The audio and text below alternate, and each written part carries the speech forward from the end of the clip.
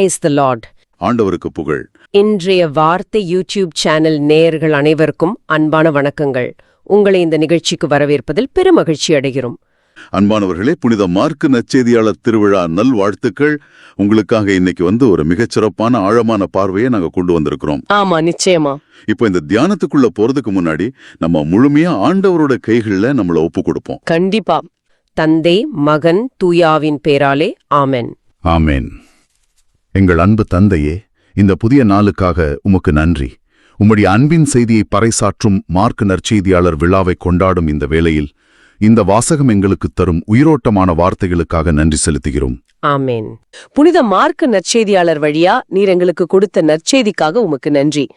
ஆண்டவரே, இன்றைய வாசகங்களின் ஆன்மாவான மனத்தாழ்மையையும் நற்செய்தி அறிவிக்கும் ஆர்வத்தையும் எங்க ஒவ்வொருவருக்கும் தந்தருளும். மனத்தாழ்மை அப்படிங்கிற மாபெரும் குணத்தையும் எங்களுடைய எல்லா கவலைகளையும் பாரங்களையும் உங்க பாதத்துல வச்சுட்டு உம்மை மட்டுமே முழுமையா நம்புற அந்த ஆழமான விசுவாசத்தையும் எங்களுக்கு கத்துக் கொடுக்கறதுக்காக உமக்கு நன்றி ஆண்டவரே. இன்றைய திருப்பாடல்கள் வாசகம் எங்களுக்கு உணர்த்தும் உமது மாறாத பேரன்பையும் வானை போல உறுதியான உமது உண்மையையும் நினைத்து எங்கள் உள்ளம் நன்றியால் நிறைகிறது. வாசகத்தின் வழியாக வெளிச்சம் என்ற இந்த நிகழ்ச்சியை பார்த்துக்கிட்டு இருக்கிற ஒவ்வொரு நேயருக்காகவும் நாங்க மன்றாடுறோம். இந்த நிகழ்ச்சியை அவங்க முழுமையா பார்க்கவும் அதன் வழியா அவங்களுடைய வாழ்க்கையில ஒரு பெரிய மாற்றம் நடக்கவும் நீங்க அருள் செய்யணும். ஆமா, அவங்க தேவைகள் அனைத்தையும் நீங்க தான் சந்திக்கணும். அவங்களுடைய பாவங்களுக்கெல்லாம் மன்னிப்பும் உடல் மற்றும் மன அளவிலான குணமளிக்கும் வல்லமையும் உமது எல்லையற்ற இரக்கமும் இறை அருளும் அவங்க ஒவ்வொருத்தருக்கும் முழுமையா கிடைக்கணும்னு மன்றாடுறோம். உமது வார்த்தை அவர்களுக்கு வெளிச்சமாகவும் நங்கூரமாகவும் அமையட்டும். மிஷனரிகள், நற்செய்தி அறிவிப்பாளர்கள் மற்றும் விசுவாசிகள் கிறிஸ்துவை தைரியமாக அறிவிக்க ஜெபிக்கிறோம். சோதனையில் இருக்கும் சமூகங்கள் பலப்படுத்தப்படவும் சீரமைக்கப்படவும் ஜெபிக்கிறோம். தலைவர்கள் மற்றும் பணியாளர்கள் மனத்தாழ்மையோடும் தைரியத்தோடும் வழிநடத்த ஜெபிக்கிறோம். துன்புறுத்தப்படுவோர் நம்பிக்கையோடு நிலைத்திருக்க ஜெபிக்கிறோம். எங்கள் ஊழியத்திற்காக எங்கள் பாடல்களும் போதனைகளும் மற்றவர்கள் மனத்தாழ்மையை தழுவிக்கொள்ளவும் கிறிஸ்துவை மகிழ்ச்சியோடு அறிவிக்கவும் தோழமையில் உண்மையோடு வாழவும் உதவ ஜெபிக்கிறோம். மற்றும் எங்களிடம் ஜெபத் தேவைகளை சொன்ன அனைவருக்காகவும் அவர்களின் நல்ல நோக்கத்திற்கான மன்றாட்டுக்கள் அனைத்தும் விரைவில் நிறைவேறும்படியாகவும் ஜெபிக்கிறோம். நிச்சயமா. இந்த மன்றாட்டுகள் அனைத்தையும் எங்கள் சகோதரரும் ஆண்டவருமான ஏசு கிறிஸ்துவின் பெயரில் திருமுன் வைக்கிறோம், எங்கள் அன்பு தந்தையே. ஆமென். ஆமென். உங்களது ஜெபத் தேவைகளை கமெண்ட்லோ அல்லது எங்களோட வாட்ஸ்அப்லையும் தெரிவிங்க. நாங்களும் எங்களது தனிப்பட்ட ஜெபத்திலையும் ஜெபிக்கிறோம். சரி, இன்னைக்கு தியானத்துக்குள்ள போறதுக்கு முன்னாடி இப்போ ஒரு நிமிஷம் கண்களை மூடி நீங்க இதை கற்பனை செஞ்சு பாருங்க. நீங்க ஒரு பிரம்மாண்டமான பல கோடி ரூபாய் மதிப்புள்ள நவீன கப்பல்ல பயணம் செய்யற ஒரு பயிற்சி பெற்ற மாலுமி. நடுக்கடல்ல இருக்கீங்க. 20 அடி உயரத்துக்கு ராட்சச அலைகள் எழும்புது. கப்பலோட அந்த நவீன தொழில்நுட்பங்கள் எல்லாமே செயலிழந்து போச்சு. எப்ப வேணாலும் கப்பல் மூழ்கலாம் அப்படிங்கிற ஒரு மரண பயம் உங்களை தொத்திக்குது. என்ன பண்றதுன்னே யாருக்கும் தெரியல. அந்த பயங்கரமான புயலுக்கு நடுவுல தொலைவுல ஒரு சின்ன மரப்படகு தள்ளாடினபடி வருது. அதுல ஒரு வயசான எந்த பயிற்சியும் இல்லாத ஒரு சாதாரண மனுஷன் வர்றாரு. அவர் எந்த தயக்கமும் இல்லாம அந்த ராட்சச அலைகளை கிழிச்சுக்கிட்டு உங்க எல்லாரையும் அந்த சின்ன படகுல ஏத்தி பத்திரமா கரை சேர்க்கிறாரு. ஆச்சரியமா இருக்கே. அதான், எந்த பயிற்சியும் இல்லாத எந்த தகுதியும் இல்லாத அந்த மனுஷர் அந்த பயங்கரமான புயலை எப்படி கையாண்டாரு? தன் திறமையால இல்ல, மாறா கடலோட தன்மையையும் தன்னை மீறின ஒரு மாபெரும் வல்லமையையும் அவர் முழுமையா நம்பினதால மட்டும்தான் அது சாத்தியமாச்சு. மிகச் சரியான ஒரு உதாரணம். இந்த ஒரு நிகழ்வு இன்னைக்கு நாம சிந்திக்க போற ஆழமான உண்மைகளுக்கு ஒரு சூப்பரான தொடக்கமா அமையுது. இன்னைக்கு நம்ம பார்க்க போறது மார்க்கு நற்செய்தி 16ஆம் அதிகாரம், அப்புறம் திருத்தூதர் பேதுரு எழுதின முதல் திருமுகம் 5ஆம் அதிகாரம், திருப்பாடல்கள் 89 மற்றும் திருத்தந்தை பிரான்சிஸ் அவங்களோட சில ஆழமான சிந்தனைகளை தான் நாம அலச போறோம். நீங்க சொன்ன அந்த ஸ்டோரி ஒரு முக்கியமான கேள்வியை எழுப்புது. உலகத்தோட பார்வையில தகுதியற்றவங்க அப்படின்னு முத்திர குத்தப்பட்டவங்கள ஆண்டவர் எப்படி தமது மாபெரும் பணிக்காக பயன்படுத்துறார் அப்படிங்கறத புரிஞ்சுக்க நாம நேரடியா மார்க்கு நற்செய்தி 16ஆம் அதிகாரத்துக்கு போகலாம். கண்டிப்பா. அங்கே இயேசு தமது சீடர்கள் கிட்ட உலகெங்கும் சென்று படைப்பிற்கெல்லாம் நற்செய்தியை பறைசாற்றுங்கள். ஓகே, இத நம்ம கொஞ்சம் பிரித்து பாப்போம். சரி, பாப்போம். எனக்கு இங்க ஒரு பெரிய சந்தேகம் வருது. ஆண்டவர் மனிதர்களுக்கு மட்டும் சொல்லாம படைப்பிற்கெல்லாம் அப்படின்னு ஏன் சொல்றாரு? நற்செய்தி அப்படிங்கிறது மனிதர்களின் ஆன்மாவை மீட்பதற்கானதல்லவா? நியாயமான கேள்வி. நாம என்ன மரங்கருக்கும் விலங்குகளுக்கும் போய் பிரசங்கம் செய்ய முடியுமா? இது ஏதோ ஒரு பொருளை விற்கும் மார்க்கெட்டிங் கேம்பெயின் போல இல்லையே. இது எனக்கு புரியல. இந்த சந்தேகம் வருவது மிக இயல்பானதுதான். இது மேலோட்டமா பார்த்தா புரியாது. இதனுடைய மூல மொழி பின்னணியை, அதாவது கிரீக்க மொழியில் இது எப்படி எழுதப்பட்டது அப்படிங்கறத பார்த்தா ஒரு பெரிய தெளிவு கிடைக்கும். ஓ, கிரீக்கத்துல இதுக்கு வேற அர்த்தம் இருக்கா? ஆமா, கிரேக்கத்துல நற்செய்தி என்பதற்கு யுவாஞ்சேலியோன் என்ற வார்த்தை பயன்படுத்தப்பட்டுள்ளது. அந்த காலத்துல ரோமை பேரரசில் ஒரு புதிய மன்னர் பதவியேற்கும் போதோ அல்லது ஒரு மாபெரும் போரில் ரோமானிய படைகள் வெற்றி பெற்று விட்டாலோ அந்த வெற்றி செய்தியை ஊரூராக சென்று அறிவிப்பாங்க. ஓஹோ, அது வெறும் சாதாரண தகவல் அல்ல, அது ஒரு மாபெரும் வெற்றியின் அதிகாரப்பூர்வ அறிவிப்பு. அட, அப்படியானால் நாம அறிவிக்கிற நற்செய்தியும் ஒரு மாபெரும் போர் வெற்றியின் அறிவிப்பு அப்படின்னு சொல்றீங்களா?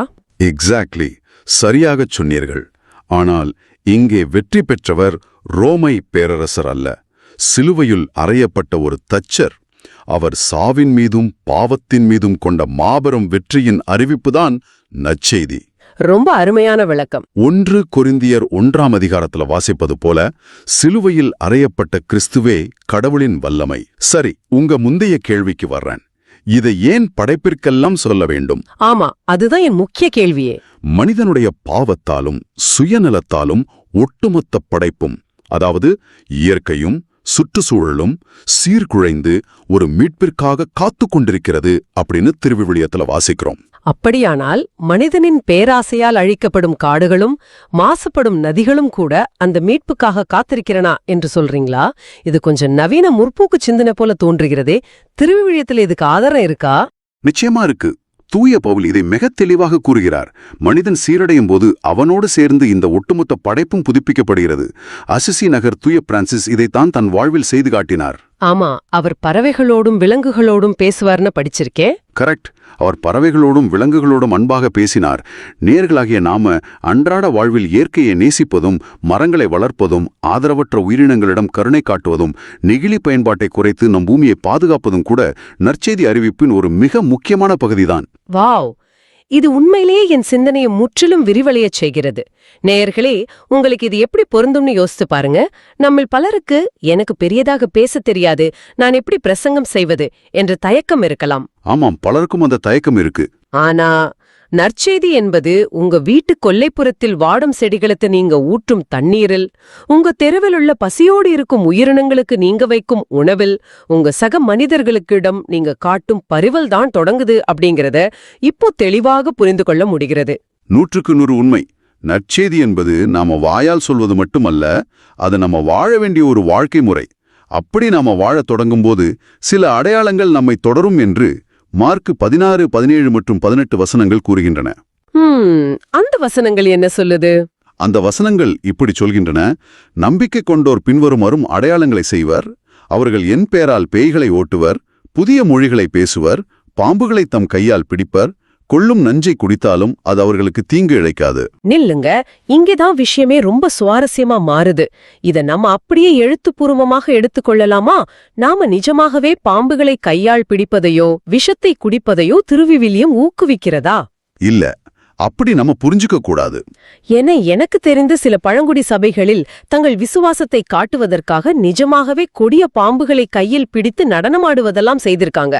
இது ஒரு கவிதை நடையை ஒரு யூசர் மேனுவல் போல தவறாக புரிந்து கொள்வதாகாதா? நீங்க சொல்றது மிக சரியான எச்சரிக்கை. திருவிவிலியத்தின் வார்த்தைகளை அதன் எழுத்து அர்த்தத்தில் மட்டும் புரிந்து கொள்ள முயன்று பலர் தங்களை மாய்த்து கொண்டதும் உண்டு. இயேசு இங்கே ஒரு மாயாஜால வித்தையை கற்றுத்தரல. அவர் ஒரு ஆழமான ஆன்மீக பாதுகாப்பை பற்றி பேசுகிறார்.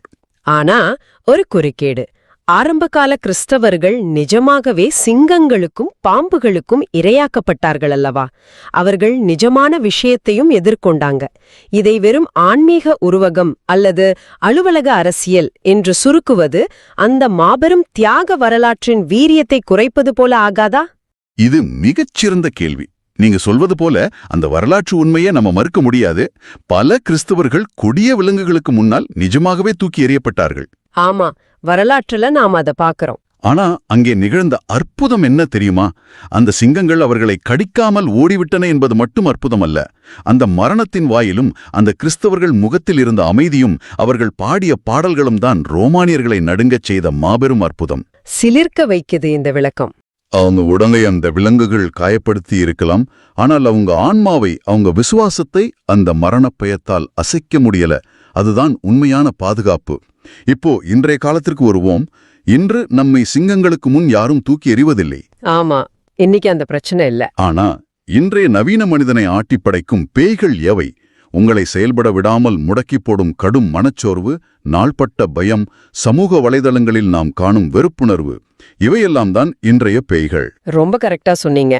இதெல்லாம் தான் நிஜமான பேய்கள். விசுவாசத்தோடு வாழும் ஒரு மனிதர் கிறிஸ்துவின் பெயரால் இந்த நவீன கால பேய்களை முறியடிக்கும் வல்லமையை பெறுகிறார். அருமையான விளக்கம். அந்த பயம் என்னும் பேயை விரட்டுவது எப்படி என்று புரியுது. அப்படியானால் புதிய மொழிகளை பேசுவர் என்பதன் அர்த்தம் என்ன? எனக்கு ஸ்பானிஷ் அல்லது பிரெஞ்சு மொழி திடீரென்று பேச வரும் என்ற அர்த்தம் இல்லையா? இல்லை. மொழிகள் என்பது வெறும் இலக்கண பரிமாற்றம் மட்டுமல்ல. இன்று இணையத்தை திறந்தாலே ஒருவர் மீது ஒருவர் வன்மத்தையும் வெறுப்பையும் கக்கும் வார்த்தைகள்தான் அதிகம் இருக்கின்றன. ஒதுக்கும் கலாச்சாரம் எங்கும் பரவியிருக்கு. ஆமா, கமெண்ட் செக்ஷன்லலாம் பார்க்கவே முடியல. இப்படிப்பட்ட ஒரு உலகில ஒரு நபர் அன்பு, பரிவு, மன்னிப்பு மற்றும் புரிதல் என்ற மொழியை பேச ஆரம்பித்தால் அதுதான் உண்மையான புதிய மொழி. நம்மை திட்டுபவர்களை நாம திரும்ப திட்டாமல் அமைதியோடும் கனிவோடும் பதிலளிக்கும்போது நாம ஒரு புதிய மொழியை பேசுகிறோம். அந்த மொழியை புரிந்து கொள்ள எந்த அகராதியும் தேவையில்லை. அப்பா, இது எனக்கு முற்றிலும் புதிய ஒரு கோணத்தை கொடுக்கிறது. அடுத்ததாக வரக்கூடிய அந்த பாம்புகள் மற்றும் நஞ்சு குறித்தான வசனம், நாம வேலை செய்யும் இடங்கள்ல அல்லது சில நேரங்கள்ல நம் நெருங்கிய உறவுகளிலேயே நாம் சந்திக்கும் நஞ்சான சூழ்நிலைகள் எத்தனையோ. புறங்கூறுதல், பொறாமை, ஒருவரை வீழ்த்தி மேலே வருதல் என தினசரி நாம கொஞ்சம் கொஞ்சமாக விஷத்தை அருந்திக் கொண்டுதான் இருக்கிறோம். அப்படியானால் இந்த நஞ்சான சூழ்நிலைகளில் விசுவாசம் எப்படி ஒரு முறிவு மருந்தாக செயல்படுகிறது? அந்த விஷம் நம்மை எப்படி தாக்காமல் இருக்கும்? இது ஒரு கவச ஆடை அணிவது போல. நீங்க ஒரு நஞ்சான சூழ்நிலையில் வாழ வேண்டிய கட்டாயம் இருக்கலாம். ஆனால் நீங்க கிறிஸ்துவோடு உறுதியாக இணைந்திருக்கும்போது அந்த நஞ்சு உங்கள் ஆன்மாவிற்குள் ஊடுருவ முடியாது. ஓ, அதாவது அந்த சூழ்நிலை நம்மள மாத்திட முடியாது. கரெக்ட். உங்களைச் சுற்றி எவ்வளவு நஞ்சான மனிதர்கள் இருந்தாலும் அவர்களின் குணாதிசயம் உங்கள் உள்ளார்ந்த நற்குணத்தை மாசுபடுத்துவதற்கு ஆண்டவர் அனுமதிக்க மாட்டார். அவர்கள் உங்களை கோபப்படுத்த முயற்சிப்பார்கள், ஆனால் நீங்க அமைதியாக இருப்பீர்கள். அந்த விஷம் உங்களை கொல்லாது, அதாவது உங்களை அவர்களைப் போல ஒரு மோசமான மனிதராக மாற்றாது. நீங்க அதையெல்லாம் தாண்டி பக்குவப்பட்டு எழுந்து வருவீர்கள். எனக்கு இப்ப தெளிவாக புரிகிறது. நாம் அந்த நஞ்சான சூழலில் உழலும்போது நாமும் அவர்களைப் போல மாறிவிடக் கூடாது என்பதுதான் அதில் உள்ள சூட்சமம். சரி, கடைசியாக உடல் நலமற்றோர் மீது கைகளை வைக்க அவர்கள் குணமடைவர். பல நேரங்களில் நோயாளிகளுக்கு மருந்தை விட தங்களை கனிவோடு தொட்டு நான் உன்னோடு இருக்கிறேன் என்று சொல்லும் ஒரு மனித கரத்தின் அரவணைப்புதான் பெருங்குணமளிப்பதாக இருக்கு. மனமுடைந்து கிடப்பவர்களின் மீது நாம் வைக்கும் நம்பிக்கையான கைகள் ஆண்டவரின் குணமளிக்கும் கரங்களாகவே இந்த உலகில் செயல்படுகின்றன. ஆக இந்த அரும் அடையாளங்கள் எல்லாமே ஏதோ மந்திர தந்திரங்கள் அல்ல. அவை நம் அன்றாட வாழ்வில் நாம் வெளிப்படுத்தும் அன்பின், நம்பிக்கையின் மற்றும் துணிவின் மாபெரும் வெளிப்பாடுகள். இதை நினைக்கும் போதே மிகவும் ஊக்கமளிப்பதாக இருக்கு. ஆமாம், நிச்சயமா. சரி, இப்போ நாம இந்த நற்செய்தி வாசகத்தின் இறுதி பகுதிக்கு வருவோம்.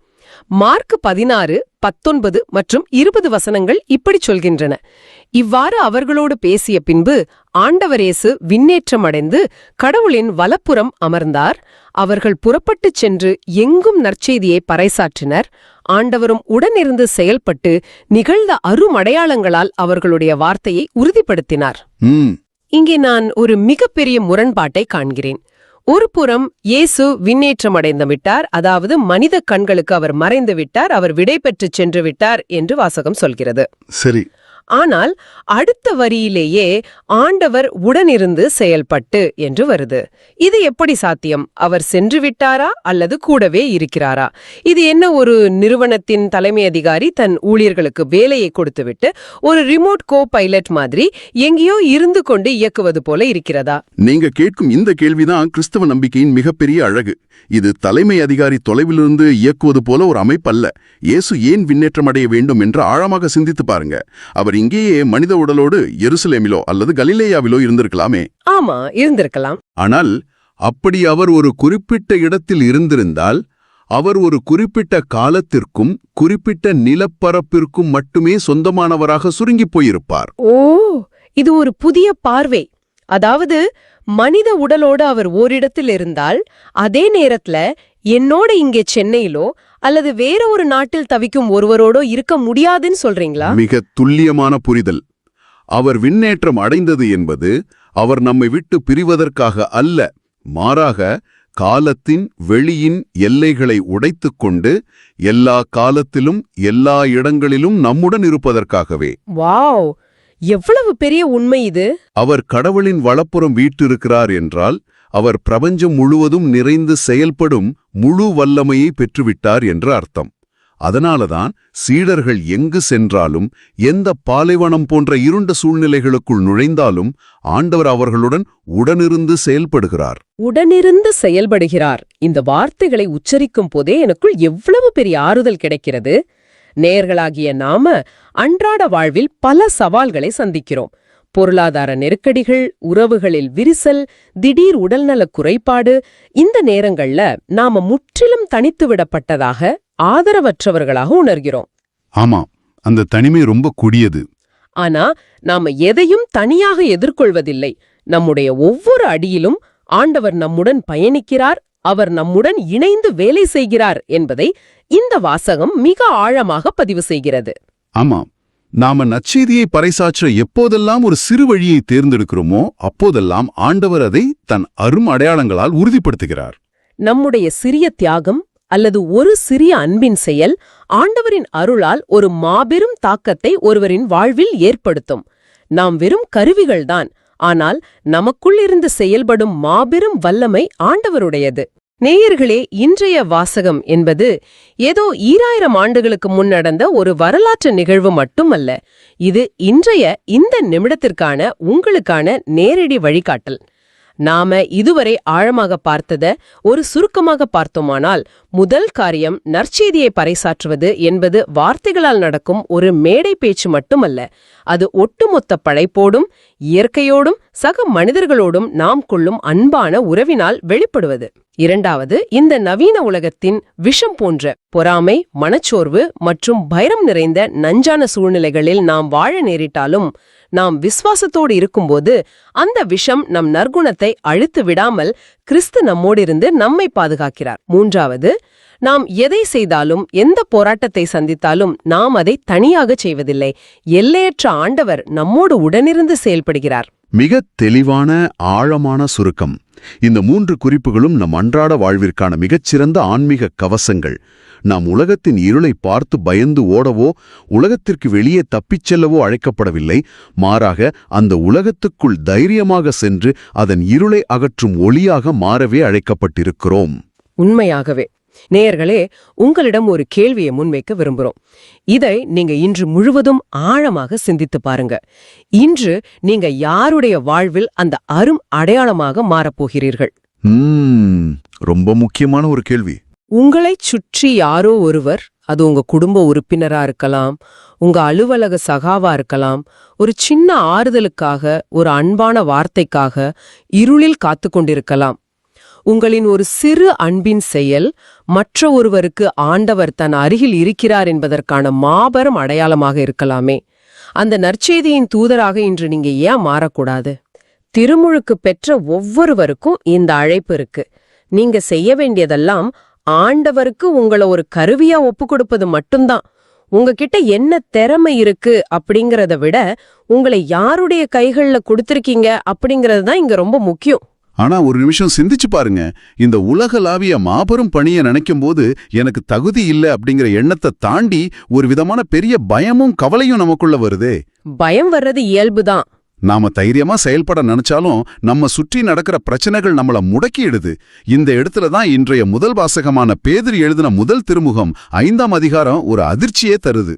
இந்த வாசகத்துல பேதுரு ஆரம்பிக்கும் போதே ஒருவர் மற்றவரோடு பழகும்போது எல்லாரும் மனத்தாழ்மையை ஆடையாய் அணிந்திருங்கள் அப்படின்னு சொல்றாரு. இத படிக்கும்போது நான் கொஞ்சம் குழம்பி போயிட்டேன். ஏன், என்ன குழப்பம்? அதாவது மனத்தாழ்மை அப்படிங்கிறது நம்முடைய மனசு சம்பந்தப்பட்ட உள்ளுக்குள்ள இருக்கிற ஒரு குணம் இல்லையா? அதை ஏன் பேதுரு ஒரு ஆடை அப்படிங்கிற உருவகத்தை பயன்படுத்தி சொல்லணும்? இது ரொம்ப நுட்பமான கேள்வி. இத புரிஞ்சுக்க நாம திருவெள்ளியம் எழுதப்பட்ட மூலமொழியான கிரேக்கத்துக்கு போகணும். அங்க பேதுரு பயன்படுத்தி இருக்கிற அந்த எங்கோம்புமாய் அப்படிங்கிற வார்த்தை சாதாரணமா நம்ம உடுத்துற ஆடைய குறிக்கல. ஓ, அப்போ அது வேற வகையான உடையா? ஆமா, அது ஒரு பணியாள் அல்லது ஒரு அடிமை வேலை செய்யறதுக்காக தன் இடுப்புல உறுதியா கட்டிக்கொள்ளும் ஒரு துணியை குறிக்குது. ஒரு வேலைக்காரன் தளர்வான உடைகளை அணிந்துகிட்டு வேலை செய்ய முடியாது இல்லையா? அதனால தான் செய்ய போற வேலைக்கு தயாரா இருக்கேன் அப்படிங்கறத காட்டுறதுக்காக கட்டிக்கிற ஒரு கச்சையை தான் அது குறிக்குது. அட, அப்போ மனத்தாழ்மை அப்படிங்கிறது ஏதோ மூளையில அமைதியா உட்கார்ந்திருக்கிற ஒரு குணம் கிடையாது. அது களத்துல இறங்கி வேலை செய்யறதுக்கான ஒரு தயார் நிலை. சரியா சொன்னீங்க. இத கேட்கும்போது எனக்கு உடனே என்ன ஞாபகம் வருதுன்னா, நம்முடைய ஆண்டவர் இயேசு கிறிஸ்து தன்னுடைய சீடர்களோட காலடிகளை கழுவுறதுக்கு முன்னாடி தன் மேலுடைய கழற்றி வச்சுட்டு ஒரு துணியை எடுத்து இடுப்புல கட்டிக்கிட்டாரு இல்லையா? அந்த நிகழ்வு தான் என் கண் முன்னாடி வருது. மிகச் சரியான உதாரணம். மனத்தாழ்மை அப்படிங்கிறது மறைத்து வைக்க வேண்டிய ஒன்றல்ல. நாம மத்தவங்களுக்கு பணிவிடை செய்யறதுக்காக எல்லார் கண்ணுக்கும் தெரியும்படியா நாம அணிந்திருக்க வேண்டிய ஒரு அடையாளம் அது. அதாவது அது ஒரு செயல் வடிவமான குணம்னு சொல்றீங்க. ஆமா, இயேசு எப்படி ஒரு பணியாளனா மாறி தன் சீடர்களுக்கு சேவை செஞ்சாரோ அதே போல நாமும் பிறருக்கு பணிவிட செய்ய இந்த மனத்தாழ்மையை ஒரு ஆடையாக உடுத்தணும்னு பேதுரு சொல்றாரு. இதுல இன்னொரு முக்கியமான விஷயமும் இருக்கு. என்னது? தொடர்ந்து வர்ற 7வது வசனத்துல, உங்கள் கவலைகளை எல்லாம் அவரிடம் விட்டு விடுங்கள், ஏனென்றால் அவர் உங்கள் மேல் கவலை கொண்டுள்ளார் அப்படின்னு பேதுரு எழுதுறார். இங்கதான் நான் உங்ககிட்ட ஒரு வலுவான கேள்வியை கேட்க விரும்புறேன். அந்த 7வது வசனத்துக்கும் இந்த மனத்தாழ்மைக்கும் என்ன சம்பந்தம்? நான் பலரை பார்த்திருக்கேன். அவங்க இரவு பகலா உழைச்சு கஷ்டப்பட்டு தங்கள் குடும்பத்தை காப்பாத்துறாங்க. அவங்களுடைய பாரங்களை அவங்களே சுமக்குறாங்க. இது ஒரு பொறுப்பான விஷயம் தானே. அவங்களுடைய சுமையை அவங்களே சுமக்க நினைக்கிறது எப்படி கர்வமாகும்? கவலைகளை எல்லாம் ஆண்டவரிடம் விட்டு விடுங்கள்னு சொல்றது நம்ம பொறுப்புகளை தட்டி கழிக்கிற ஒரு சோம்பேறித்தனத்தை ஊக்குவிக்கிற மாதிரி ஆகாதா? நீங்க கேக்குற கேள்வி ரொம்ப நியாயமானது. பொறுப்பா இருக்கிறதுக்கும் எல்லாத்தையும் நானே செஞ்சிருவேன்னு சொல்ற அதிதீவிர தற்சார்புக்கும் நிறைய வித்தியாசம் இருக்கு. அந்த வித்தியாசம் என்னன்னு நேயர்களுக்கு கொஞ்சம் விளக்கமா சொல்லுங்களேன். அதாவது, நீங்க உங்க குடும்பத்துக்காக உழைக்கிறது பொறுப்பு.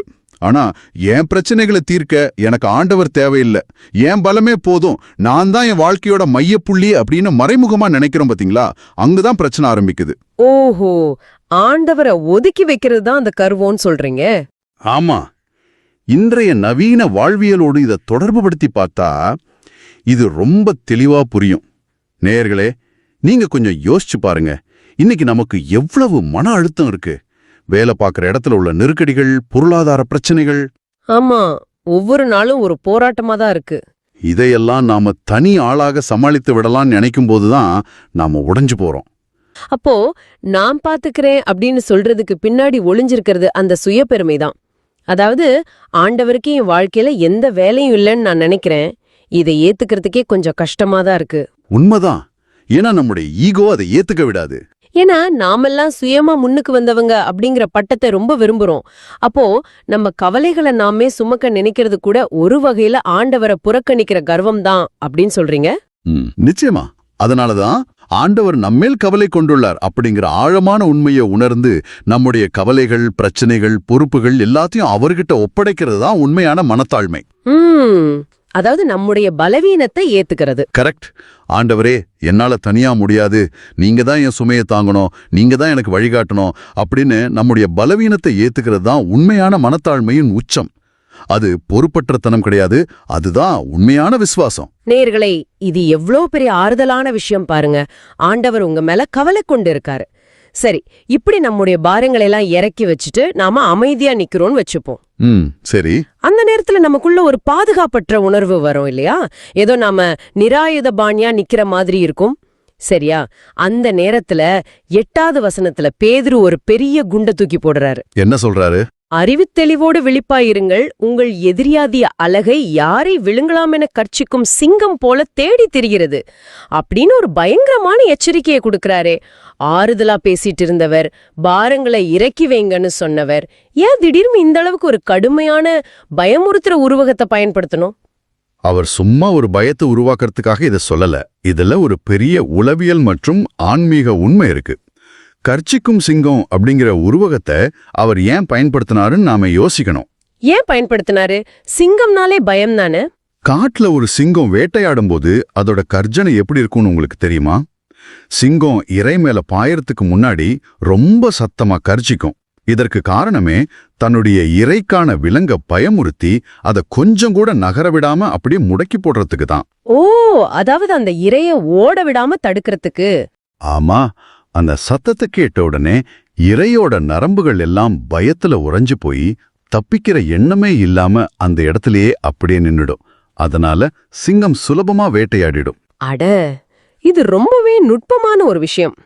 அப்போ அந்த சிங்கத்தோட பலமே அதோட கர்ஜனை உருவாக்குற பயம்தான். அந்த பயம்தான் இரைய முடக்குது. அப்போ நம்ம வாழ்க்கையில இந்த சிங்கம் எப்படி கர்ஜிக்குது? நல்ல கேள்வி. இன்னைக்கு நாம காட்டுல போய் சிங்கத்தை பார்க்க போறது கிடையாது. அப்போ இது எதை குறிக்குது?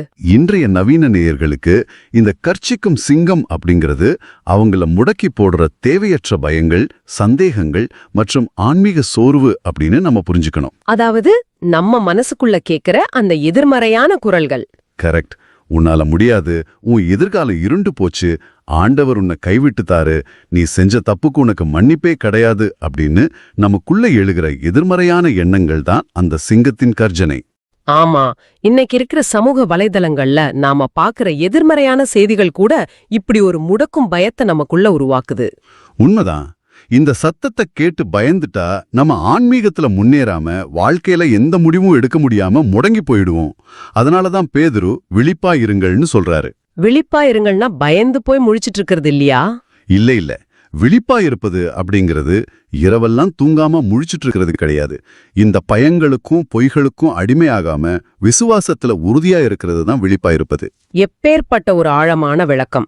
நேர்களே, நீங்க சில நேரங்கள்ல வாழ்க்கையில ரொம்ப சோர்ந்து போய் ஒரு இருட்டுக்குள்ள இருக்கிற மாதிரி உணர்ந்திருக்கலாம். எனக்கு மட்டும்தான் ஏன் இவ்வளோ கஷ்டம் வருது, என் குடும்பத்துல மட்டும்தான் ஏன் இப்படி ஒரு நோய், நான் மட்டும்தான் இப்படி தனியா போராடிட்டு இருக்கிறேன்னா அப்படின்னு உங்க மனசுக்குள்ள ஒரு தனிமை உணர்வு வரலாம். அதுதான் அந்த சிங்கம் செய்ய நினைக்கிறது.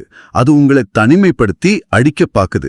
ஆமா, ஆனா 9வது வசனத்துல பேதுரு ரொம்ப அழகா சொல்றாரு, உலகிங்கு உள்ள உங்கள் சகோதர சகோதரிகள் உங்களைப் போலவே துன்பங்களுக்கு உள்ளாகிறார்கள் என்பதை நீங்கள் அறிந்திருக்கிறீர்கள் அல்லவா அப்படின்னு. அதாவது நாம தனியா இல்ல அப்படிங்கிற உறுதி. நீங்க தனித்து விடப்படவில்லை நேயர்களே. இந்த உலகத்துல பலரும் இதே மாதிரி போராட்டங்களை சந்திச்சு விசுவாசத்தால அது ஜெயிச்சுக்கிட்டு வராங்க அப்படிங்கிற உண்மைய நம்ம மனசுல நிறுத்திக்கணும். அது மட்டும் இல்ல, துன்பம் நிரந்தரமானது கிடையாது அப்படிங்கிற ஒரு பெரிய ஆறுதலையும் அவர் 10வது வசனத்துல தராரு. அந்த வசனம் எனக்கு ரொம்ப பிடிக்கும். எல்லா அருளும் நிறைந்த கடவுள் இயேசு கிறிஸ்துவுக்குள் என்றும் நிலைக்கும் தம் ஆட்சியில் பங்கு கொள்ள உங்களை அழைத்திருக்கிறார். சிறிதுகால துன்பங்களுக்குப் பின் அவர் உங்களை சீர்படுத்தி, உறுதிப்படுத்தி, வலுப்படுத்தி நிலைநிறுத்துவார். ஆஹா, இதுல வர வார்த்தைகள் எவ்வளவு ஆழமானது. இதுல பயன்படுத்தி இருக்கிற வார்த்தைகளை பாருங்க. துன்பம் அப்படிங்கிறது சிறிது காலம் மட்டும்தான். ஆனா ஆண்டவர் செய்ய போறது 4 விஷயங்கள். சீர்படுத்துவார், உறுதிப்படுத்துவார், வலுப்படுத்துவார், நிலைநிறுத்துவார். இத கேட்கும் போதே ஒரு பெரிய நம்பிக்கை வருது. ஒரு உடைந்த பாத்திரத்தை எப்படி ஒரு குவவன் மீண்டும் அழகா சீர்படுத்தி நெருப்புல சுட்டு உறுதிப்படுத்துவாரோ, இல்லனா ஒரு நிலநடுக்கத்துல அதிர்ந்த கட்டடத்துக்கு எப்படி ஒரு புதிய அடித்தளம் அமைத்து வலுப்படுத்துவார்களோ, அதே போல ஆண்டவர் நம்முடைய துன்பத்தின் வழியா நமக்கு ஒரு புதிய ஆழமான அடித்தளத்தை உருவாக்குறாரு. அப்ப துன்பம் நம்மள அழிக்கிறதுக்கு இல்ல, நம்மள உருவாக்குறதுக்கு தான் வருது. சரி, நாம இவ்ளோ நேரம் நம்முடைய அக உலகத்துல, அதாவது மனசுக்குள்ள நடக்கிற போராட்டங்களை பத்தி பேசணும். ஆனா ஆதி கிறிஸ்தவர்கள் சந்திச்ச துன்பம் வெறும் மனசுக்குள்ள மட்டும் இல்லையே. ஆமா, அவங்களுக்கு வெளியிலிருந்தும் ஒரு பெரிய பேரரசு மூலமா வந்துச்சு.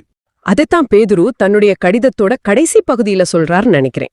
11வது வசனத்துல அவரது வல்லமை என்றென்றைக்கும் உள்ளது, ஆமென் அப்படின்னு ஒரு சின்ன ஜபத்தோட முடிச்சிட்டு அப்புறம் சிலருக்கு வாழ்த்து சொல்றாரு.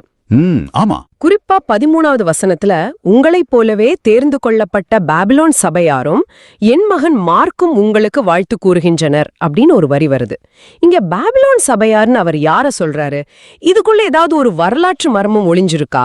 ஆமா, இதுல ஒரு மிக முக்கியமான வரலாற்று பின்னணி இருக்கு. இங்க பேதுரு குறிப்பிடுற பாபிலோன் அப்படிங்கிறது பழைய ஏற்பாட்டு காலத்தில் இருந்த உண்மையான நிலவியல் ரீதியான பாபிலோன் நகரத்தை குறிக்கல. ஓ, அப்பா அது எந்த ஊரு? அது அக்கால ரோமை பேரரசுக்கான ஒரு மறைமுக குறியீட்டு சொல். ஆங்கிலத்துல கோட் வேர்டு அப்படின்னு சொல்லுவோமே அது மாதிரி. திருத்துதர் பேதுரு இந்த திருமுகத்தை உரோமையிலிருந்து தான் எழுதுறாரு. ஆனா ஏன் அது உரோமைன்னு வெளிப்படையா சொல்லாம பாபிலோன்னு மறைமுகமா சொல்லணும்னு நேயர்களுக்கு ஒரு சந்தேகம் வரலாம். எனக்கும் ஆரம்பத்துல அந்த சந்தேகம் இருந்தது. ஏன் அவங்க அவ்ளோ ரகசியமா செயல்படணும்? உரோமை பேரரசு அந்த அளவுக்கு கொடூரமா இருந்ததா? என்னன்னா, அந்த காலகட்டத்துல உரோமை பேரரசர் நீரோவின் ஆட்சியில கிறிஸ்தவர்கள் ரொம்ப கடுமையான நெருக்கடிகளையும் துன்புறுத்தல்களையும் சந்திச்சுக்கிட்டு இருந்தாங்க. கிறிஸ்தவர்களை தேடி தேடி பிடிச்சு சிங்கங்களுக்கு இரையாக போட்டாங்க. ஐயோ, கேட்கவே பயங்கரமா இருக்கே. இந்த மாதிரியான ஒரு கொடூரமான சூழ்நிலையில பேதுரு எழுதின இந்த கடிதம் உரோமை படையினர்கிட்ட மாட்டி அவங்க இத படிச்சாங்கன்னா உரோமையில இருக்கிற மற்ற கிறிஸ்தவர்களுக்கும் ஆபத்து வந்துரும். அதனால தங்களை பாதுகாத்துக்கிறதுக்காக இப்படி ஒரு குறியீட்டு மொழியை பயன்படுத்தினாங்க. ஓ, பழைய ஏற்பாட்டுல இஸ்ரேல் மக்களை அடிமைகளாக்கி துன்புறுத்தியது பாபிலோன் பேரரசு. அதே போல இப்போ கிறிஸ்தவர்களை துன்புறுத்துற உரோமை பேரரசுக்கு பாபிலோன்னு பேர் வச்சாங்க. கரெக்ட்.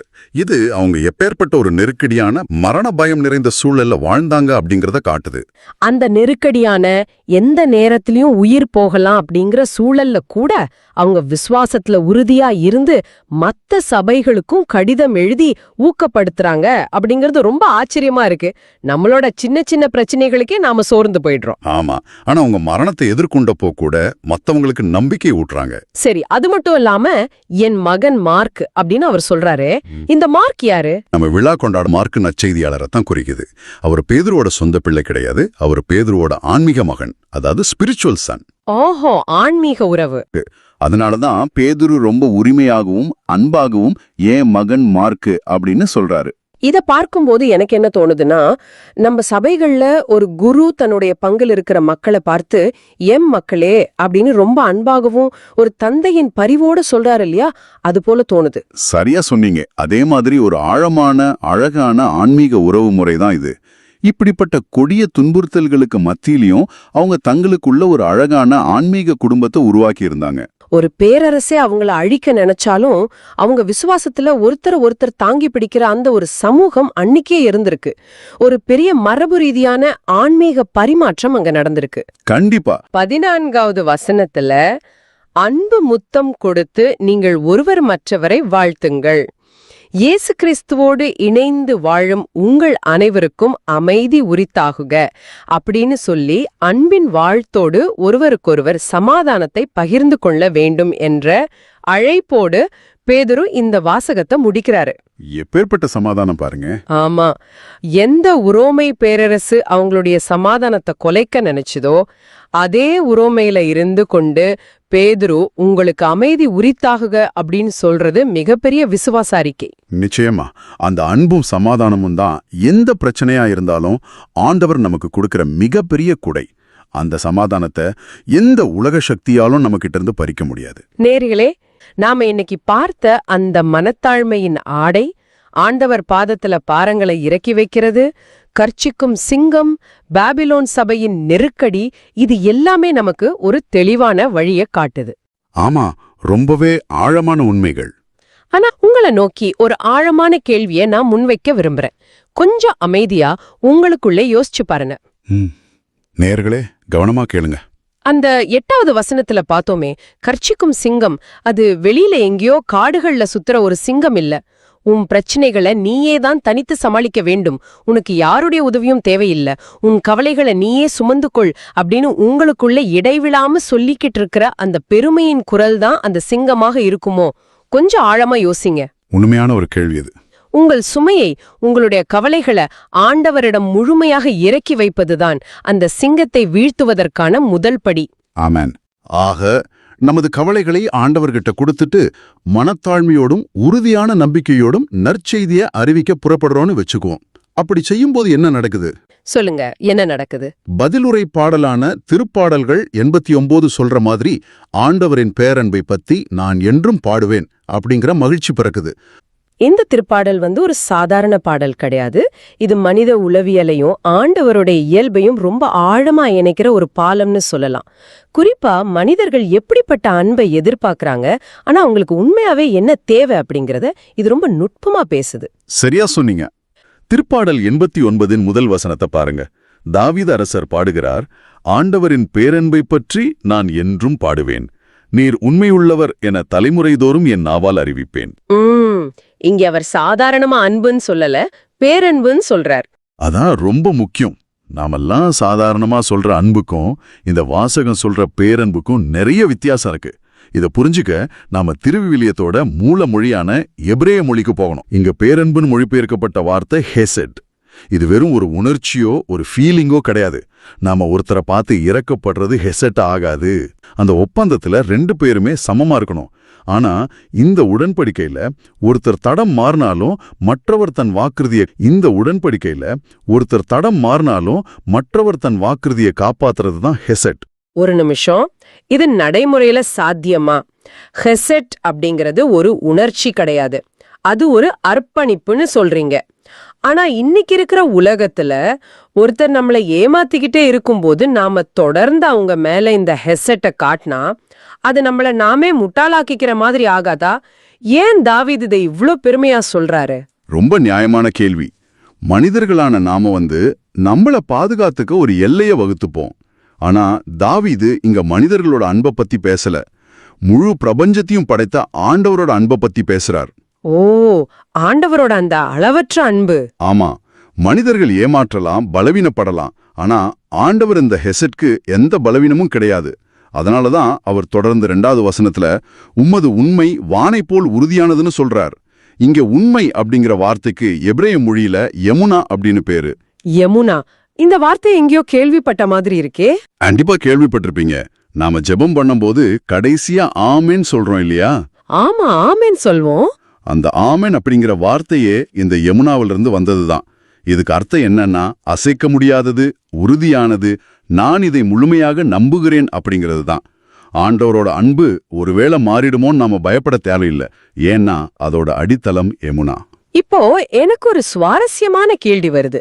ஆண்டவரோட உண்மை ஏன் வானை போல் உறுதியானதுன்னு தாவீது அரசர் ஒப்பிடுகிறார்? அவர் உம்மது உண்மை மலையை போல் உறுதியானதுன்னு சொல்லியிருக்கலாமே. மலை ரொம்ப ஸ்ட்ராங்கான ஒண்ணுதான். ஆமா, ஒரு மலைதான் ரொம்ப ஸ்ட்ராங்கா அசையாம இருக்கும். வானம் அப்படி இல்லையே, அதுல மேகங்கள் வரும், நிறம் மாறும். இது எப்படி சரியான ஒப்பீடா இருக்க முடியும்? நீங்களே சொல்லுங்க. ஏன் தாவீது அப்படி ஒரு உருவகத்தை பயன்படுத்தி இருப்பார்னு நீங்க நினைக்கிறீங்க? நான் இப்படி யோசிச்சு பாக்குறேன். ஒரு மலை உறுதியானதுதான், ஆனா அது ஒரு குறிப்பிட்ட இடத்துல மட்டும்தான் இருக்கும். நீங்க அந்த ஊரை விட்டு வேறு நாட்டுக்கு பயணமாயி போயிட்டா அந்த மலையை உங்களால பார்க்க முடியாது. ஆனா வானம் அப்படி இல்ல.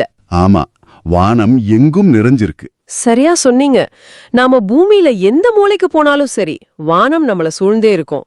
சில நேரங்கள்ல பெரிய புயல் வரும், இருண்ட கார்மேகங்கள் வானத்தை முழுமையா மறைச்சிடும். கீழ இருந்து பார்க்கும்போது வானமே இல்லாத மாதிரி ஒரு இருட்டு இருக்கும். கண்டிப்பா அந்த மாதிரி நேரங்கள்ல நாம பயந்துடுவோம்.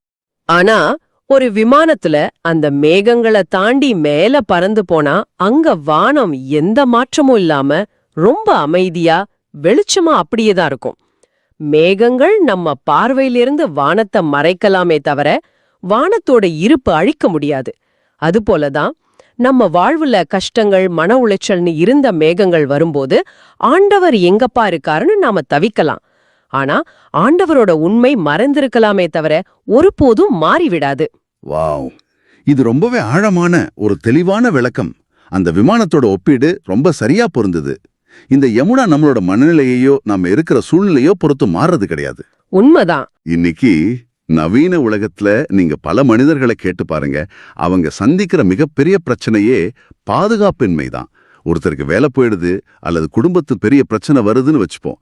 அவங்க நம்பி இருந்த அந்தஸ்து, உறவுகள்லாம் விலகி போகலாம். ஆனா எல்லாமே என்னை விட்டு போனாலும் வானம் போல உறுதியான ஆண்டவரோட உண்மை என் கூட இருக்கு அப்படிங்கிற அந்த ஆழமான புரிதல் தான் ஒரு மனிதனை அந்த மன அழுத்தத்திலிருந்து மீட்டெழுப்புது. நிஜமாவே இது ஒரு பெரிய ஆறுதல். என் சூழ்நிலை என்னை ஏமாத்தினாலும் ஆண்டவரோட ஹெசர்மே யமுனாவும் என்னை ஒருபோதும் ஏமாத்தாது. சரி, இந்த தனிப்பட்ட அன்பை பத்தி பேசிட்டு இருந்த தாவீது திடீர்னு 5 மற்றும் 6வது வசனங்கள்ல வேறொரு தளத்துக்கு போறாரே. ஆமா, அண்டவெளியை பத்தி பேச ஆரம்பிக்கிறார். ஆண்டவரே, வானங்கள் வியத்தகு செயல்களை புகழ்கின்றன, வான்வெளியில் ஆண்டவருக்கு நிகரானவர் யாருன்னு கேட்கிறாரு. தன்னோட சொந்த வாழ்க்கையிலிருந்து ஏன் அவர் ஒட்டுமொத்த அண்டவெளிக்கும் தன் பார்வையை திருப்பினார்? ஏன்னா ஆண்டவரோட பேரன்பு வெறும் தனிப்பட்ட மனிதர்களுக்கு மட்டுமானது இல்ல, அது ஒட்டுமொத்த பிரபஞ்சத்தையும் ஆளும் வல்லமை கொண்டது அப்படிங்கறத தாவீது உணர்த்த விரும்புறார். ஒரு சின்ன மனிதனுக்காக இறங்கி வர்ற அதே ஆண்டவர் தான் கோடான கோடி நட்சத்திரங்களையும் படைச்சு ஆளுகிறார். பிரம்மாண்டமான ஒரு காட்சி இது. தெய்வ மைந்தர் குழுவில கூட, அதாவது விண்ணுலக தூதர்கள் மத்தியில கூட ஆண்டவருக்கு இணையானவர் யாரும் இல்லைன்னு சொல்றது மூலமா பிரபஞ்சத்துல இருக்கிற எந்த ஒரு சக்தியும் ஆண்டவருக்கு இணையாக முடியாதுங்கிற ஆணித்தரமான உண்மையை அவர் பதிவு செய்றார். வானங்கள் அவரை புகழ்கின்றன, தூதர்கள் அவரை புகழ்கிறார்கள். இதெல்லாம் கேட்க ரொம்ப நல்லா இருக்கு. ஆனா ஒரு நிமிஷம், நாம வாழும் இந்த நவீன காலத்துக்கு வருவோம். சரி, சொல்லுங்க. ஆண்டவருக்கு நிகரானவர் யார் என்ற கேள்விக்கு இன்னைக்கு மனிதர்கள் பணத்தையும் தொழில்நுட்பத்தையும் பதவியையும் தானே பதிலாக சொல்லிக்கிட்டு அலையறாங்க. நாம வேற எதையோ வானத்துல ஏற்றி வச்சு பாக்குறோமா அப்படின்னு ஒரு முரண்பட்ட கேள்வி எனக்குள்ள வருது. இது ரொம்ப கூர்மையான ஒரு பார்வை. தாவீது வாழ்ந்த காலத்துல மக்கள் மரத்தாலையும் கல்லாலையும் செஞ்ச விக்கிரகங்களை வணங்குனாங்க. இன்னைக்கு நாம தொழில்நுட்பத்தையும் தகவல் சுமையையும் கண்ணுக்கு தெரியாத விக்கிரகங்களா மாத்தி வச்சிருக்கோம். இது எப்படி வேலை செய்யுதுன்னு கொஞ்சம் விளக்குங்களேன். இது எப்படி வேலை செய்யுதுன்னு நீங்க உளறியல் ரீதியா பாத்தீங்கன்னா ரொம்ப ஆச்சரியமா இருக்கும். நாம முன்னாடி யமுனா பத்தி பேசணும் இல்லையா? ஆமா, அசைக்க முடியாத உண்மை. மனிதர்களுக்கு இயல்பாகவே எல்லாமே தங்களோட கட்டுப்பாட்டுல இருக்கணும், ஒரு பாதுகாப்பு வேணும்னு ஒரு ஏக்கம் இருக்கு. முன்னாடி மக்கள் அந்த பாதுகாப்பை ஆண்டவர்கிட்ட தேடினாங்க. ஆனா இன்னைக்கு என்கிட்ட ஸ்மார்ட் போன் இருக்கு, எனக்கு எந்த தகவல் வேணாலும் நெட்ல தேடிக்கலாம், எனக்கு எத்தனை ஃபாலோவர்ஸ் இருக்காங்கன்னு எண்ணி பார்க்க முடியும்னு நினைக்கும் போது மனிதர்களுக்கு ஒரு போலியான கட்டுப்பாட்டு உணர்வு கிடைக்குது. ஓ, அந்த இலூஷன் ஆஃப் கண்ட்ரோல தான் நாம பாதுகாப்புன்னு தப்பா நினைச்சுக்கிறோம். அது ஒரு தற்காலிகமான சந்தோஷத்தை கொடுக்குது. இதனாலதான் மனிதர்கள் அந்த ஸ்கிரீனுக்குள்ளேயே தொலைஞ்சு போயிடுறாங்க. அப்போ நாம ஆண்டவர் கொடுக்கிற அந்த ஆழமான நிரந்தரமான ஹெசட்டை விட்டுட்டு வெறும் டோபமைன் கொடுக்கிற தற்காலிக சந்தோஷத்தை நோக்கி ஓடிக்கிட்டு இருக்கோம். இது எவ்வளவு பெரிய ஆபத்து! கண்டிப்பா. இன்னைக்கு வைரலா இருக்கிற ஒரு விஷயம் நாளைக்கே காணாம போயிடும். அதை நம்பி நம்ம வாழ்க்கையோட அஸ்திவாரத்தை அமைக்கிறது மணல் மேல வீட்டை கட்டுறதுக்கு சமம் இல்லையா? 100க்கு 100 உண்மை. அதனாலதான் வான்வெளியில் ஆண்டவருக்கு நிகரானவர் யார் என்ற இந்த விவிலிய வாசகம் நம் கவனத்தை நிலையற்ற உலக பொருட்களிலிருந்து நிலையான ஆண்டவர் பக்கம் திருப்ப அழைக்குது. ரொம்ப அழகா சொன்னீங்க. எந்த ஒரு தொழில்நுட்பத்தாலையும் எந்த ஒரு பேங்க் பேலன்ஸாலையும் நமக்கு நிலைவாழ்வையும் உண்மையான உள்ளமைதியும் தர முடியாது. சரி, அந்த தற்காலிகமான விக்கிரகங்களை விட்டுட்டு நாம ஆண்டவர் பக்கம் திரும்பும்போது நமக்கு என்ன கிடைக்கும் அப்படிங்கறதான் இந்த திருப்பாடலோட கடைசி பகுதியான 15-16 வசனங்கள் சொல்லுதுன்னு நினைக்கிறேன். ஆமா, அந்த வசனங்களை வாசிங்க. விழாவின் பேரொளியை அறிந்த மக்கள் பேறு பெற்றோர். ஆண்டவரே, உம் முகத்தின் ஒளியில் அவர்கள் நடப்பார்கள். அவர்கள் நாள் முழுவதும் உம் பெயரில் களிகூர்வார்கள். உமது நீதியால் அவர்கள் மேன்மை அடைவார்கள். இந்த வார்த்தைகள் விழாவின் பேரொளி, பேறு பெற்றோர், இதெல்லாம் கேட்கும்போதே மனசுக்குள்ள ஒரு பெரிய உற்சாகம் வருது. கண்டிப்பா. இது வெறும் ஒரு உணர்ச்சி வசப்பட்ட சந்தோஷம் கிடையாது. இது ஒரு ஆழமான நிலைப்பாடு. எனக்கு இந்த விழாவின் பேரொளி அப்படிங்கிற வார்த்தை ரொம்ப பிடிச்சிருக்கு. இது வெறும் ஒரு சாதாரண கூச்சல் கிடையாது. இது ஒரு வெற்றி முழக்கம் மாதிரி தெரியுது. ஆண்டவர் நம்ம கூடவே பயணம் செய்றார் அப்படிங்கிற அந்த ஆழமான உண்மையே முழுமையா உணர்ந்தவங்க எழுப்புற ஒரு முழக்கம்தான் இது. அவங்க வாழ்க்கையோட ஒவ்வொரு நாளுமே ஒரு திருவிழாவா மாறுது. நீ சொல்றது சரிதான். அந்த விழாவின் பேரொளி அப்படிங்கிற வார்த்தைக்கு எபிரேய மொழியில தெருவா அப்படின்னு ஒரு அழகான வார்த்தை இருக்கு. தெருவா? ஓகே, இதுக்கு என்ன அர்த்தம்? இதுக்கு அர்த்தம் என்னன்னா, ஒரு அரசன் தன்னோட நகரத்துக்குள்ள நுழையும் போது மக்கள் எழுப்புற ஒரு பெரிய வரவேற்பு முழக்கம், அல்லது ஒரு போருக்கு போகும்போது வெற்றி நிச்சயிக்கப்பட்டு விட்டதுன்னு நம்பி எழுப்புற எக்கால சத்தம். வாவ்! போருக்கு போறதுக்கு முன்னாடியே வா? ஆமா, அதாவது பிரச்சனை முடிஞ்சதுக்கு அப்புறம் வர சந்தோஷம் கிடையாது இது. போர் நடந்துகிட்டு இருக்கும்போதே என் அரசன் என் கூட இருக்கார், அதனால வெற்றி நிச்சயம் எழுப்புற ஒரு ஆழமான முழக்கம் தான் இந்த தெருவா. ஓ, அப்போ பிரச்சனை இல்லாத வாழ்க்கை கிடையாது. பிரச்சனைக்கு மத்தியிலையும் ஆண்டவர் ஏன் கூட இருக்கார்னு நம்புற அந்த விசுவாச முழக்கம்தான் இது. ஆனா இதுல எனக்கு ஒரு நடைமுறை கேள்வி இருக்கு. கேளுங்க. இன்னைக்கு நாம வாழ்ற காலத்துல காலையில எழுந்த உடனே மன அழுத்தம் நிறைந்த சூழல், வேலை இடத்துல நெருக்கடின்னு இவ்ளோ சவால்கள் இருக்கு. இப்படிப்பட்ட ஒரு ஸ்ட்ரெஸ் நிறைந்த சூழல்ல எப்படி நாள் முழுவதும் உன் பேரில் கழிகூர்வார்கள் அப்படிங்கிறது சாத்தியம்? நாள் முழுக்க சிரிச்சுக்கிட்டேவா இருக்க முடியும்? இது பலருடைய மனசுல இருக்கிற கேள்விதான். இங்க கலிகூறுதல் அப்படிங்கறது எப்பவும் சிரிச்சுக்கிட்டே இருக்கிறது இல்ல, அது ஒரு உள்ளான அமைதி. இதை எப்படி நடைமுறைப்படுத்துறதுன்னு இந்த வசனமே நமக்கு கத்துக் கொடுக்குது. எப்படி கத்து கொடுக்குது? உன் முகத்தின் ஒளியில் அவர்கள் நடப்பார்கள்னு வசனம் சொல்லுது பாத்தீங்களா? காலையில எழும்போதே ஒரு சின்ன ஜபத்தோடு தொடங்குறது, ஆண்டவரே இந்த நாள் முழுவதும் உம் மொழியில் என்னை நடத்துங்கன்னு சொல்றது. இது நம்ம மூளைக்கும் மனசுக்கும் ஒரு தெளிவான திசையை கொடுக்குது. அதாவது நம்ம ஃபோக்கஸ மாத்துறதுன்னு சொல்றீங்க.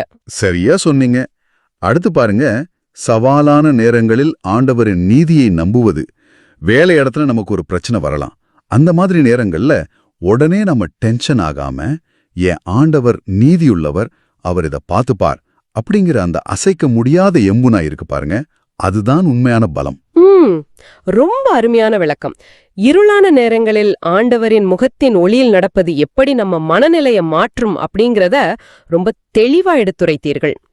பிரச்சனைகள் காணாம போகாது, ஆனா அதை எதிர்கொள்ளுற ஒரு அசாத்திய தைரியம், ஒரு முழக்கம் நமக்குள்ள உருவாகும் அப்படிங்கறது ரொம்ப பெரிய வெளிச்சத்தை கொடுக்குது. ஆமா, அதுதான் அந்த திருப்பாடலோட சாராம்சமே. சரி, இன்னைக்கு நாம பார்த்த திருப்பாடல்கள் 89ல 3 முக்கியமான கருத்துக்களை சுருக்கமா தொகுத்து சொல்லலாம்னு நினைக்கிறேன். கண்டிப்பா சொல்லுங்க. 1, ஆண்டவரின் மாறாத பேரன்பு, அதாவது ஹெசிட், அது ஒருபோதும் கைவிடாத நிலையான உடன்படிக்கை. 2, அவருக்கு இணையானவர் யாரும் இல்லை என்ற மகத்துவம். வானம் போல உறுதியான ஆண்டவரின் உண்மை மட்டும்தான் நம் நங்கூரம். 3, அந்த ஒளியில் நடக்கும் பேறு பெற்ற மக்களின் மகிழ்ச்சி. சூழ்நிலைகள் இருட்டாய் இருந்தாலும் ஆண்டவர் நம்ம கூட இருக்கிறார் என்கிற அந்த விழாவின் பேரொளியோடு ஒவ்வொரு நாளையும் நாம் சந்திக்க முடியும். ரொம்ப அழகா தொகுத்து சொன்னீங்க. நான் நம்ம பார்வையாளர்களுக்கு ஒரு சவாலான கேள்வியை முன்வைக்க விரும்புறேன். சொல்லுங்க. ஆண்டவரின் உண்மை வானை போல் உறுதியானது அப்படின்னு பார்த்தோம். ஆனா உங்களை சுற்றி இருப்பவர்களுக்கு உங்களின் அன்பும் உண்மையும் எந்த அளவுக்கு உறுதியாக இருக்கிறது? இன்று நீங்கள் யாருக்கு அந்த பேரன்பின் வெளிச்சமாக மாறப்போகிறீர்கள்? இதை கொஞ்சம் ஆழமா சிந்திச்சு பாருங்க. இதையெல்லாம் தொகுத்து பார்க்கும்போது நற்செய்தியை பறைசாற்றுவது அப்படிங்கிறது ஒரு கடுமையான சட்டமோ கடமையோ கிடையாது. அது ஒரு பேரு. கண்டிப்பா. அப்படின்னு கரையிலேயே நிக்காம தங்கிட்ட இருந்த சின்ன படகு கொண்டு கடலுக்குள்ள போனது போல நாமோ நமது குறைபாடுகளோட ஆண்டவரோட வல்லமையோட இந்த உலகத்தோட சவால்களுக்குள்ள துணிஞ்சு போகணும். ரொம்ப அழகா சொன்னீங்க. சரி, இந்த ஆழமான பார்வையின் நிறைவு பகுதிக்கு நம்ம வந்துட்டோம். இத கேட்டுக்கிட்டு இருக்கிற உங்களை ஒரு நிமிஷம் சிந்திக்க அழைக்கிறேன். நாங்க ஒரு இறுதியான ஆழமான கேள்வியை உங்ககிட்ட விட்டு செல்ல விரும்புறோம். ஆண்டவர் உங்க ஒவ்வொருவரையும் ஒரு தனிப்பட்ட நோக்கத்துக்காக இந்த உலகத்துல படைச்சி ஒரு குறிப்பிட்ட இடத்துல வச்சிருக்காரு. ஆமா. உங்க குடும்பத்திலோ, நீங்க வேலை செய்யற பணியிடத்திலோ, உங்களை சுற்றி உள்ள எளிய மக்கள்கிட்டயோ நீங்க எப்படி ஒரு நம்பிக்கையின் அடையாளமா, நற்செய்தியின் தூதரா இருக்க போறீங்க? இருண்ட நச்சுச்சூழல்ல நீங்க எப்படி ஒரு ஒளியா மாறப் போறீங்க? உங்க வாழ்வுல நீங்க செய்யப்போற அந்த அரும் அடையாளம் என்ன? இத சிந்திச்சு பாருங்க. இது நாம ஒவ்வொருவரும் நம்மை நாமே கேட்க வேண்டிய மிக முக்கியமான சிந்தனை. உங்களோட சிறு செயல் கூட ஒருத்தருக்கு ஆண்டவரோட மாபெரும் அன்பை வெளிப்படுத்துற கருவியா மாறலாம். இந்த அற்புதமான சவால் நிறைந்த சிந்தனையோடு இன்றைய நிகழ்ச்சியை நாம நிறைவு செய்வோம். இந்த செய்தி உங்கள் ஒவ்வொருவருடைய உள்ளங்களிலும் ஆழமாக நிலைத்திருக்க வேண்டும் என்று நாங்களும் ஜெபிக்கிறோம். அன்பான ஆண்டவரே, இந்த அருமையான நேரத்திற்காக உமக்கு நன்றி செலுத்துகிறோம். இந்த வாசகம் வழியாக நீர் எங்களுக்கு கொடுத்த மனத்தாழ்மை என்ற ஆடையை நாங்கள் எப்போதும் அணிந்திருக்க அருள் தாரும். எங்களுடைய கவலைகள், பாரங்கள், பெருமைகள் அனைத்தையும் உமது திருச்சிலுவையின் அடியில் இறக்கி வைக்கிறோம். ஆமாம் ஆண்டவரே, எங்களுடைய பெருமைகளை அகற்றும். கர்ச்சிக்கும் சிங்கமாகிய அலகையின் தந்திரங்களை எதிர்த்து நிற்க உமது தூய ஆவியானவரின் வல்லமையால் எங்களை உறுதிப்படுத்தி நிலைநிறுத்துவீராக. எங்கள் ஆண்டவராகிய இயேசு கிறிஸ்துவின் பேரால் மன்றாடுகின்றோம். ஆமென். ஆமென். நேயர்களே, இந்த ஆழமான பார்வை உங்களுக்கு பயனுள்ளதாக இருக்குதுன்னு நினைச்சா மத்தவங்களுக்கு இந்த வீடியோவை ஷேர் பண்ணுங்க.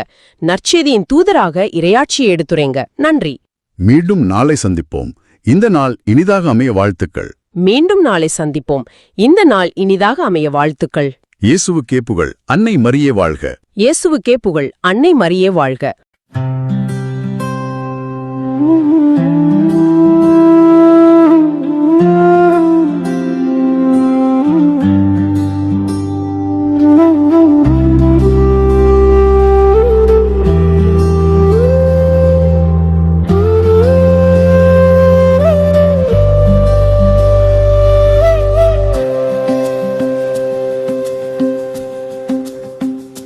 ஆண்டவரின் பேரன்பை பற்றி நான் என்றும் பாடுவேன். ஆண்டவரின் பேரன்பை பற்றி நான் என்றும் பாடுவேன்.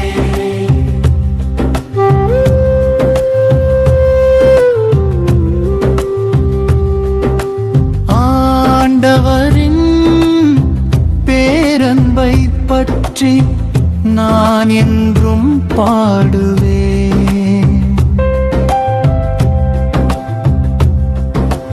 நீர் உண்மையுள்ளவர் என தலைமுறை தோறும் என்னாவால் அறிவிப்பேன். உமது பேரன்று என்றென்றும் நிலைத்துள்ளது நீரிவிப்பேன்.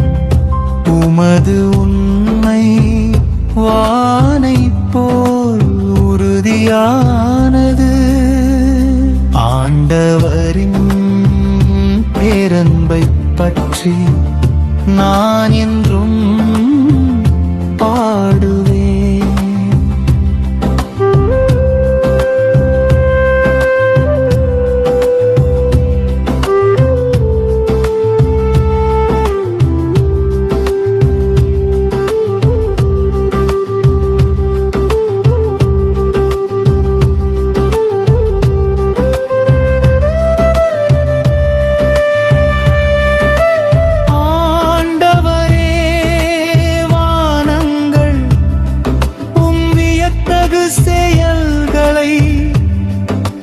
புகழ்கின்றன. தூயவர் குழுவினில் உமது உண்மை விளங்கும். வான்வெளியில் ஆண்டவருக்கு நிகரானவர் யார்? தெய்வமை குழுவில் ஆண்டவருக்கு இணையானவர் யார்? ஆண்டவரின் பேரன்பை பற்றி நான் என்றும் பாடுவேன்.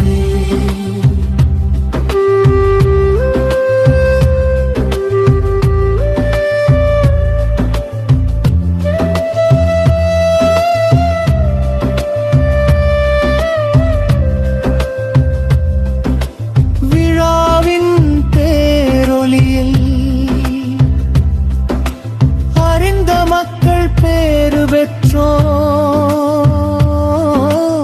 ஆண்டவரே. முகத்தின் ஒளியில் அவர்கள் நடப்பார்கள். அவர்கள் நாள் முழுவதும் பெயரில் களி கூறுவார்கள். உமது நீதியால் அவர்கள் மேன்மை அடைவார்கள். ஆண்டவரின் பேரன்பை பற்றி நான் என்றும் பாடுவேன்.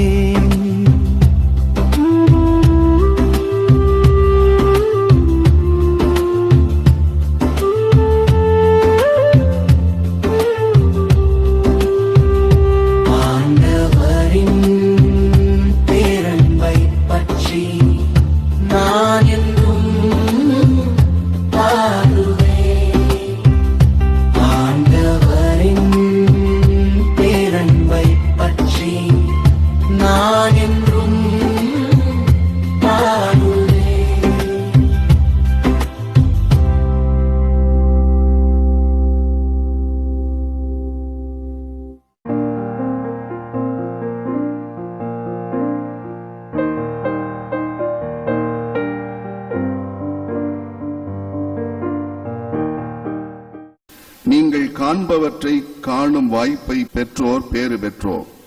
ஏனெனில் பல இறைவாக்கினர்களும் அரசர்களும் நீங்கள் காண்பவற்றை காண விரும்பினார்கள், ஆனால் அவர்கள் காணவில்லை. நீங்கள் கேட்பவற்றை கேட்க விரும்பினார்கள், ஆனால் அவர்கள் கேட்கவில்லை என நான் உங்களுக்கு சொல்கிறேன்.